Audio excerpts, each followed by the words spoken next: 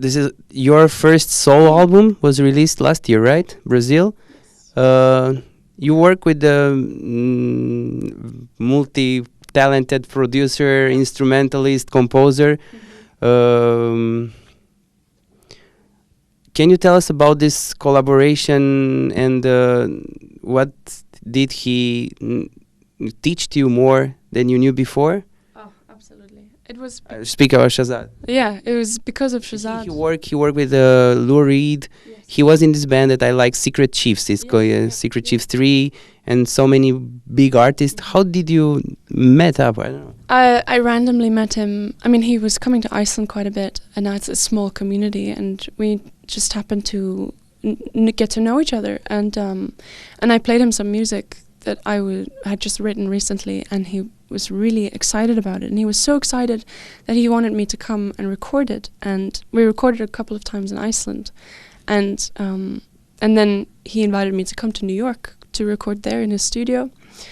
And he was the first person to just look me in the eye and say, you should do a solo career. And he was also the person who didn't just say that, he also supported me through the whole thing, and he guided me in this process. And he sat down there with me, listened to everything, worked on everything, and was basically like a mentor in this whole process. And I'm so lucky. I have no proper words for it. But it was a real blessing to have him. Looking back right now to your album, is there anything that you'd like go back and change after 1 year of listening and hearing what other people say about this, like reading reviews or whatever, say, hey, this thing I should do different? No, not for this album. I feel like there's many albums I've been a part of and there's things you want to change. But this one was very organic, the way it was made, and it was very... it took its time. It took 2 years to make it from when we started talking about it, and then when we actually finished it, and then it took another year to wait for it to be released. So it was a long process, and everything that happened, every person that touched it was somehow linked, and it all synchronized in the end. And I think that because everything was so much fun and there was so much joy making it, there's nothing I would change. Cool. I read recently an interview with Dave Grohl from the Foo Fighters saying like it's very important for him at least the place where the studio is based. You know, if you record, let's say in Los Angeles, you are surrounded by skateboarders, surfers, punk rock, or other things, and maybe it can have an effect on the final product because this is what you see on your way to the studio back. How does it feel to record in Iceland? In Iceland, it's different. What gives you Iceland in the music?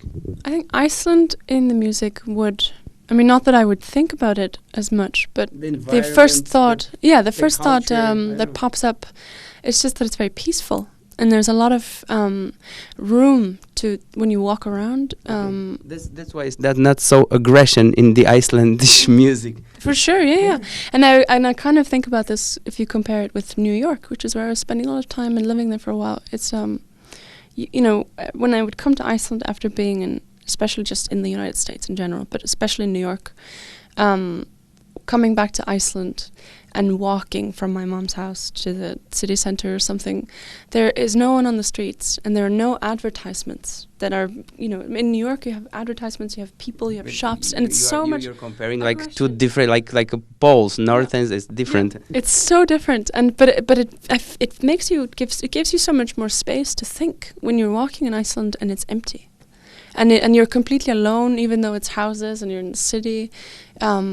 Maybe someone's there, someone's not inside. Yeah, no, yeah. I mean, there's people inside and everything. It's just so peaceful. And this is maybe translates on the studio, on the working on music, because this is the way you see, you know, for your way from your home to the studio.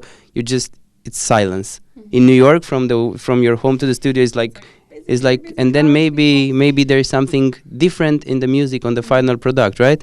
I mean, I don't know. You can't know, but intuitively I would say probably there's like a subconscious effect. Yeah.